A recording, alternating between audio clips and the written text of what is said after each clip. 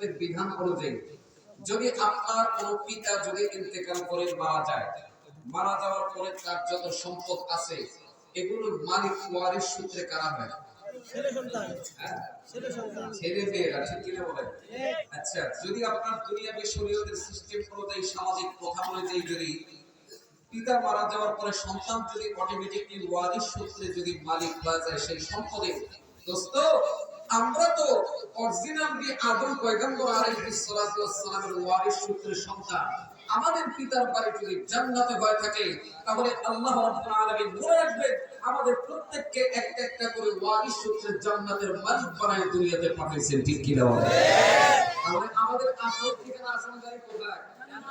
সেই জান্নাতে আপনারা যেতে চান? কারা কারা যেতে চান দুইটা হাত তুলে দেখা। যারা অর্ধেক হাত তুলবেন আল্লাহ কিন্তু অর্ধেকে দিবে। একটু নিয়ত করেন আল্লাহ যেন পরিপূর্ণ জান্নাতের জন্য আমাকে আপনাদের সকলকে কবুল করে, সকলে বলি আমিন।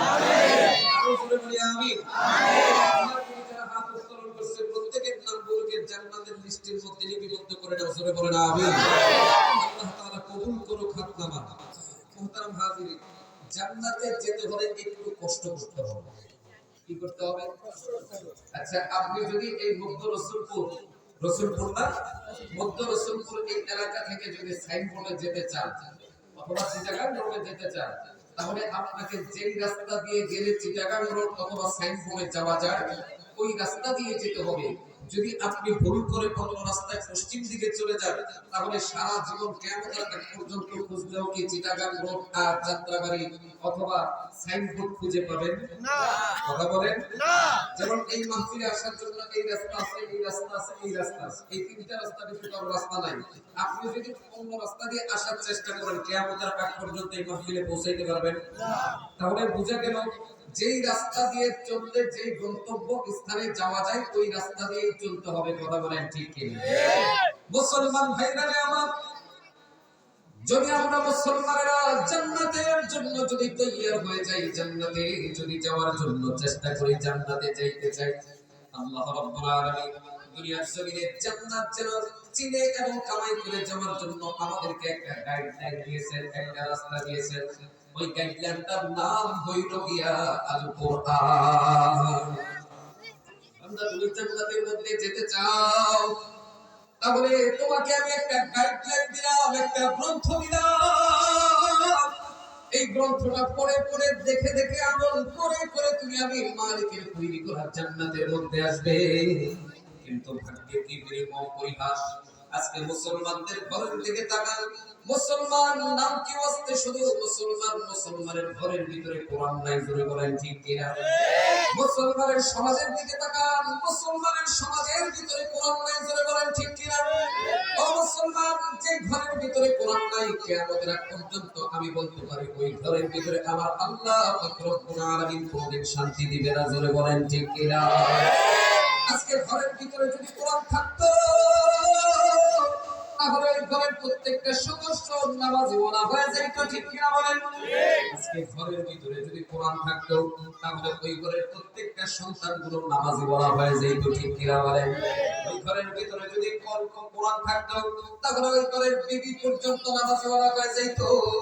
পর্দা পুশিদাই ইসলামের তরিকা অনুযায়ী চলার চেষ্টা করতো।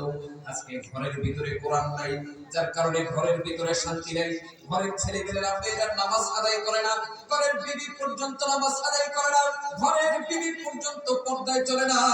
আজকে ঘরের ভিতরে কোরআন নাই, যার কারণে আমার আল্লাহ রাব্বুল আলামিন ঘরের ভিতরে শান্তি নামক সেই নিয়ামত দেয় নাই, জোরে বলেন ঠিক কিনা?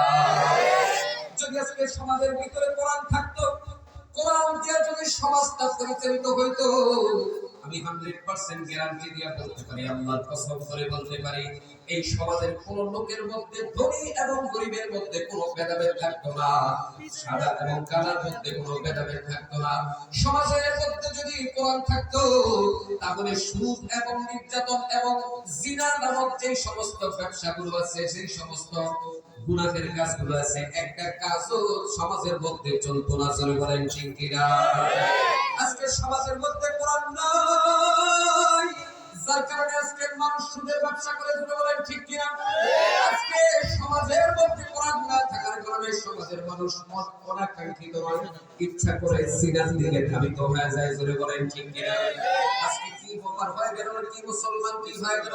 যে মুসলমানের আজকে কোরআন নিয়ে চলার কথা ছিল, যে মুসলমান কোরআন দিয়ে জীবনকে পরিচালনা করার কথা ছিল, ওই মুসলমান কোরআনকে দূরে সরে দিয়ে তাদের প্রত্যেকটা সেক্টরে ইউনিটি মুসলমান বিধর্মীদের সংস্কৃতিগুলোকে প্রাধান্য দিয়ে দিয়েছে। কথা বলেন ঠিক কিনা? আপনি সমাজের বাস্তবিক প্রেক্ষাপটের দিকে তাকান। আমি যদি আপনাদের এখান থেকে কোন যুবক সন্তানকে ডাকিয়ে জিজ্ঞাসা করি না, বলে ও মুসলমান যুবক, বলো তো দেখি তোমার কোরআনুল কারীমের 10টা সূরা কি শুদ্ধ করে তুমি বলতে পারবে নাকি? জোরে বলেন। সন্তান বলবেন না না হুজুর, শুদ্ধ করে কোরআন পড়তে পারবো না। আচ্ছা কোরআন পড়তে পারো না, তাহলে 10 জন নবী রাসূলের নাম কি বলতে পারবা নাকি? বলেন না হুজুর পারি না। আচ্ছা 10 জন সাহাবায়ে কেরামের নাম বলতে পারবে নাকি? বলবে না হুজুর পারি না। আচ্ছা কোরআনুল কারীম তেলাওয়াত পারো না, নবী পয়গম্বরদের নাম বলতে পারো না, সাহাবায়ে কেরামদের নাম বলতে পারো না, অন্তত পক্ষে তুমি তো মুসলমান, 5টা কালিমা কি সুন্দর করে শুদ্ধভাবে বলতে পারবে নাকি? বলা হুজুর এই চোখ পারি না। তাইলে পারোটাকে 5 জন নায়ক এবং নায়িকা, গায়ক এবং নায়িকার নাম বলতে পারবা নাকি? ভাই আলহামদুলিল্লাহ হুজুর এইটা খুব ভালো কইরা পারি। কথা বলেন না কেন? কথা সঠিক না ঠিক বললাম? বাস্তব না বাস্তব বললাম? এই মুসলমানের সন্তান আজকে তোমাদের কি হয়ে গেল? তোমাদেরকে আল্লাহ এই দুনিয়ার জমিনের জন্য তৈরি করে নাই।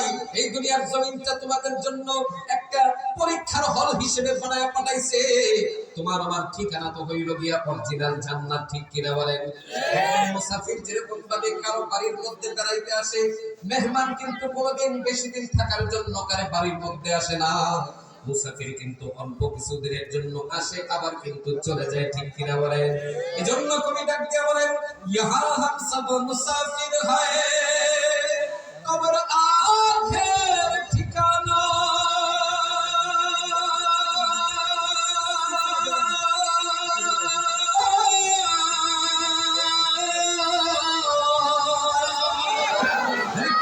আগে রওয়ানা পীছে রওয়ানা। দুনিয়ার মুসলমান ভাইরা আমার, দুনিয়ার জমিনের মধ্যে আমরা কেউ থাকার জন্য আসি নাই, মুসাফির হিসেবে এসেছি। যদি থাকার জন্য আসতাম তাহলে আমার চোখের সামনে দিয়ে আমার দাদা কোনোদিন ইন্তেকাল করে চলে যাইতো না। ঠিক কিনা বলেন? যদি থাকার জন্য দুনিয়ার জমিনের মধ্যে আসতাম তাহলে আমার চোখের সামনে দিয়ে আমার পিতা কোনোদিন ইন্তেকাল করে চলে যাইতো না। জোরে বলেন ঠিক কিনা? ও মুসলমান, যদি থাকার জন্য দুনিয়াতে আসতাম তাহলে আমার চোখের সামনে দিয়ে কোনোদিন আমার পরিবার টুকরা সন্তান দুনিয়ার জমিন ছেড়ে চলে যাইতো না। ঠিক কিনা? জোরে কও। ওই দুনিয়ার জমিনের মধ্যে কত টাকাওয়ালা, বাড়িওয়ালা, গাড়িওয়ালা দেখছি, কেউ তো কোনোদিন হায়াত নামক নিয়ামতকে টাকা দিয়ে বানাইতে পারে নাই। জোরে বলেন ঠিক কিনা? শক্তি, সামর্থ্য, পাওয়ার দিয়া, ক্ষমতা দিয়া কি কোনোদিন 1 সেকেন্ডের জন্য হায়াত নামক নিয়ামতকে কিনতে পারছে নাকি? আরে না না মুসলমান, যদি সমস্ত পাওয়ারফুল দেখাইয়া, সুপার পাওয়ার দেখাইয়া যদি হায়াত নামক নিয়ামতকে বৃদ্ধি করা যাইতো, তাহলে তো দুনিয়ার জমিনের সবচেয়ে বড় সুপার পাওয়ার ওয়ালা ছিল ফেরাউন। ঠিক কিনা বলেন? ফেরাউনের পাওয়ারে গোটা বিশ্ব পর্যন্ত কাঁপতো। সেই ফেরাউন কিন্তু সবচেয়ে বেশি হায়াত পাইতো। ঠিক কিনা বলেন?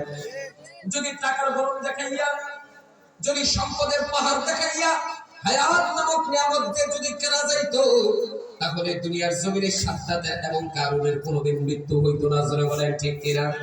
মুসলমান, বুঝলাম কি দুনিয়ার জমিনের মধ্যে থাকার জন্য আসি নাই।